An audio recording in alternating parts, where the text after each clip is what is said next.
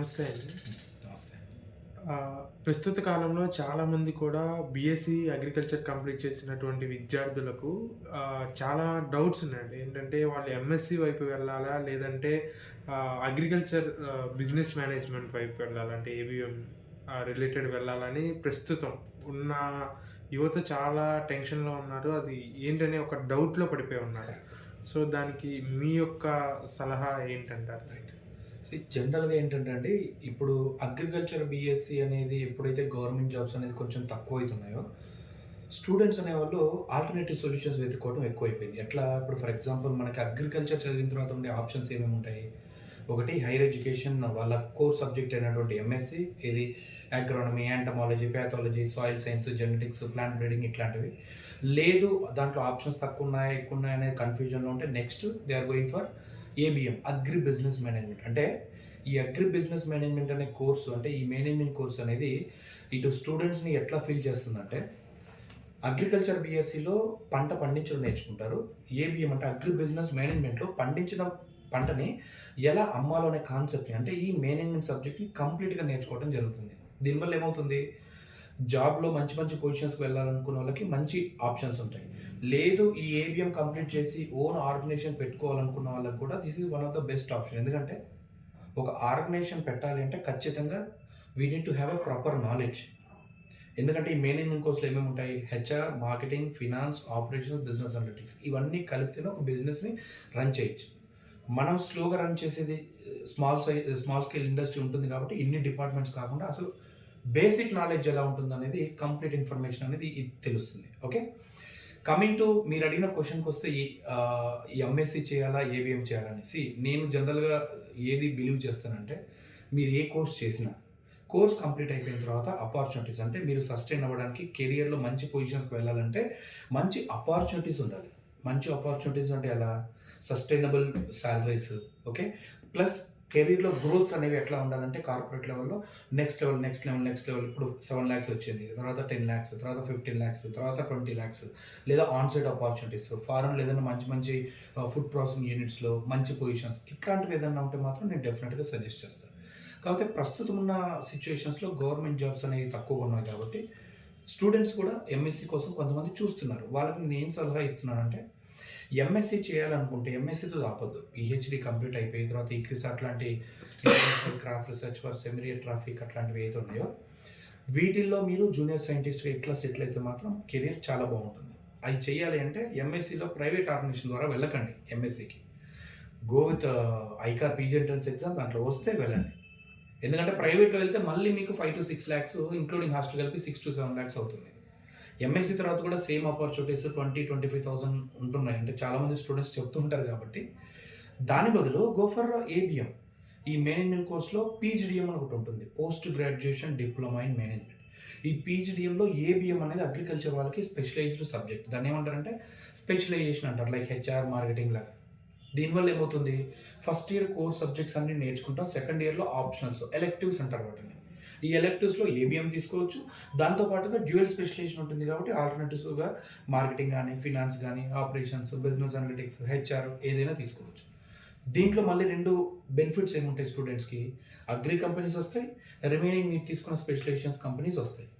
దీంట్లో ఏది highest package వస్తే ఆ స్ట్రీమ్కి కళ్ళు మూసుకొని వెళ్ళిపోండి. ఎందుకంటే ఈ రోజుల్లో మన సక్సెస్ అనేది ఎట్లా కంపేర్ చేస్తున్నామంటే, career growth in terms of corporate ల్యాడర్లు, అంటే మంచి మంచి పొజిషన్స్తో పాటు మంచి శాలరీస్ వచ్చేవి ఉంటే మన కెరీర్, ఆబ్వియస్లీ మన కెరీర్ అంతా దాని మీదనే డిపెండ్ అయి ఉంటుంది కాబట్టి అలా చూస్ చేసుకుంటే బెస్ట్ అని నా ఉద్దేశం. ఇంకోటి ఏంటి అంటే, కొంతమంది స్టూడెంట్స్ ఎంఎస్సీనే వెళ్ళాలని పట్టుబట్టుకొని కూర్చుంటారు, కానీ they don't know what to do.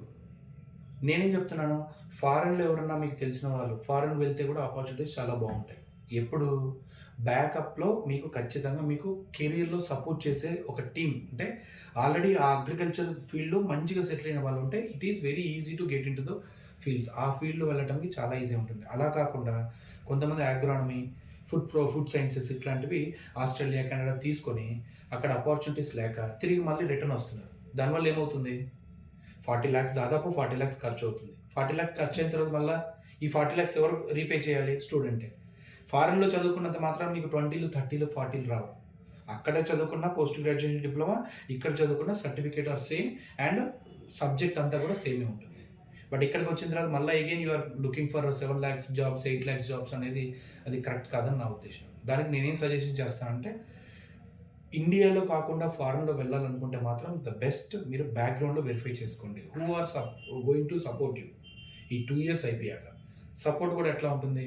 For example మంచి పొజిషన్లో ఉన్నారనుకోండి, $3,000 to $4,000 అనేది నార్మల్గా అక్కడ బేసిక్ శాలరీ ఉంటుంది. 3,000 to 4,000.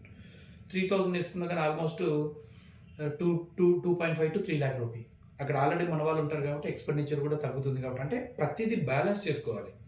కోర్స్ గురించి చేసేటప్పుడు ఏంటంటే గుడ్ అండ్ బ్యాడ్, మంచి చెడు అన్నీ ఆలోచించుకుని ప్రతి ఒక్కటి బ్యాలెన్స్ చేసుకుంటూ వెళ్తేనే మన కెరియర్ని బిల్డ్ చేసుకోవచ్చు. అదే కదా ఆ కేస్ స్టడీని ఇక్కడ చేయాలి. ఆ కేస్ స్టడీ జనరల్గా మేనేజ్మెంట్ కోర్సులో చేస్తాం. ఒక ఆర్గనైజేషన్ ఎందుకు పడిపోతుంది ఇవన్నీ ఉంటాయి. అది ముందే కోర్స్ గురించి మనం చేసుకుంటే that will be a big benefit for the students. ఇలా ప్రతి ఒక్కదాన్ని ఏంటంటే ప్రతి ఒక్కటి ఆలోచించి దాని గురించి ఏదైనా ఇంకా మీకు ఏదైనా డౌట్స్ ఉంటే నంబర్ డిస్ప్లే ఉంటుంది కదా, అక్కడ దాని కింద ఉండే నంబర్ కాల్ చేస్తే మేము డైరెక్ట్గా కాంటాక్ట్ అవుతాం. నా నంబర్ ఇస్తాను కావాలంటే మీరు డైరెక్ట్గా కాల్ చేయండి, నో ప్రాబ్లం. అన్ని సజెషన్స్ తీసుకోండి. సజెషన్స్ తీసుకున్న తర్వాత మీకు ఒకవేళ మనీ, కొంతమంది ఇంకో క్వశ్చన్ ఏం అడుగుతున్నారంటే, సార్ మనీ ప్రాబ్లమ్ ఉంది, నేను ఆల్రెడీ అగ్రికల్చర్ బీఎస్సీలో పెట్టాను, చాలా డబ్బులు దీంట్లో పెట్టలేకపోతున్నాను. ఇంకొక ఆప్షన్ ఉంటుంది దీంట్లో. చదవాలనుకున్నప్పుడు ఆప్షన్స్ అనేది చాలా వైడ్ ఆప్షన్స్ ఉంటాయి. మనకి విద్యాలక్ష్మి పోర్టల్ కింద లోన్ ఫెసిలిటీస్ అనేది కొంచెం సెంట్రల్ గవర్నమెంట్ సపోర్ట్ చేస్తుంది. అప్ టు 6 to 6.5 వరకు వితౌట్ గ్యారంటీ లోన్స్ ఇచ్చేస్తుంది. ఏది లోకల్లో, డొమెస్టిక్లో నేను చెప్పేది. దానివల్ల ఏమవుతుంది, ఫీ స్ట్రక్చర్ పీజీడీఎం ఎంతవరకు ఉంది? 6.5 నుంచి, హాస్టల్ కాకుండా 6.5 నుంచి 11 lakhs వరకు ఉంది. మీరు కాలేజ్ని సెలెక్ట్ చేసుకొని, కౌన్సిలింగ్ అంతా క్లియర్ అయిన తర్వాత కాలేజ్ని సెలెక్ట్ చేసుకొని అప్లికేషన్ పెట్టుకొని ఫేస్ ఇంటర్వ్యూ సెలెక్ట్ అయిపోయిన తర్వాత అప్పుడు రిజిస్ట్రేషన్ అమౌంట్ పే చేసుకున్న తర్వాత వాళ్ళు కొన్ని డాక్యుమెంట్స్ ఇస్తారు.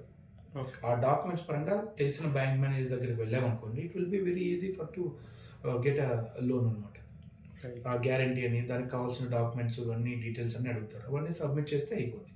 ఇంకో బెనిఫిట్ ఏమవుతుంది, మీరు లోన్ తీసుకోవడం వల్ల, లోన్ అనేది మిమ్మల్ని చూసి ఇచ్చేది. రేపు మీకు జాబ్ వస్తే కట్టాల్సింది మీరు కాబట్టి, ఇక్కడ మీరు ఆల్రెడీ డబ్బులు గవర్నమెంట్కి బాకీ ఉన్నారు కాబట్టి దానివల్ల ఇంకొక అగ్రెషన్గా చదువుకోవడం కూడా ఉపయోగపడుతుంది. ఎందుకంటే బ్యాక్లో మీ లోన్కి ఇంట్రెస్ట్ అనేది పెరుగుతూ పోతుంటుంది కాబట్టి. వన్స్ జాబ్ వచ్చింది అనుకోండి, 6 months మీకు టైం ఇస్తారు. ఆ టైం కల్లా మీకు లోన్ అనేది ఎఫెక్ట్ అవుతుంది. ఎఫెక్ట్ అయిన దగ్గర నుంచి మీ శాలరీ నుంచి కట్ అయిపోతుంది. ఇది ఎడ్యుకేషన్ అయిపోయిన 6 months మనకి జనరల్గా ఎడ్యుకేషన్ అయిపోతుండగానే చాలా మందికి దాదాపుగా 80%, 85% పీపుల్ ప్లేస్ అవుతున్నారండి. అది 5 lakhs, 6 lakhs, 10 lakhs, 15 lakhs అనేది బేస్డ్ ఆన్ స్టూడెంట్ స్కిల్ని బట్టి. ఎప్పుడైతే మీకు ఒకవేళ జాబ్ వచ్చింది ఇమీడియట్గా 6 months వరకు మీరేం యాజ్ పర్ బ్యాంక్ రూల్స్ ప్రకారం ఏదైతే బ్యాంక్ ప్రకారం జనరల్గా 6 months ఇస్తారు. ఈ 6 monthsలో మీరు ఏదైనా చేసుకోవాలనుకున్నా, ఈ మనీ అనేది మేనేజ్ చేసుకోవాలనుకున్నా, రిమైనింగ్ 7th month నుంచి ఎఫెక్ట్ అవుతుంది కాబట్టి ఆ లోన్ అనేది క్లియర్ చేసుకుంటే ఇటు ఎడ్యుకేషన్ కంప్లీట్ అవుతుంది, అట్ ద సేమ్ టైం కెరియర్లో కూడా రైట్ పాత్లో వెళ్ళినట్లు. బయట మనం అప్పు తెచ్చుకునే అవకాశం లేకుండా, అంటే ఒకరి మీద డిపెండ్ అవ్వకుండా. ఇంకోటి ఏంటి, కొంతమంది నేను జాబ్ చేస్తాను ఫస్ట్, తర్వాత నేను చూస్తాను. ఇప్పుడు ఎప్పుడైనా ఒకటి గుర్తుపెట్టుకోండి, పెద్దోళ్ళు సామెతలు ఊరికే చెప్పరు. Once you become an employee, it is very tough to become a student. ఒకసారి ఎంప్లాయీ అనేది మనీ టేస్ట్ చేసిన తర్వాత స్టూడెంట్ అయ్యి కూర్చుని గంటలు కూర్చొని చదవడం చాలా టఫ్ అయిపోతుంది. ఏదైనా ఒకే ఫ్లోలో వెళ్ళిపోవాలి. ఎడ్యుకేషన్ గ్రాడ్యుయేషన్ తర్వాత పోస్ట్ గ్రాడ్యుయేషన్ అయిపోతుంది, ఫర్దర్గా చదవడానికి ఇంకేం లేదు కాబట్టి.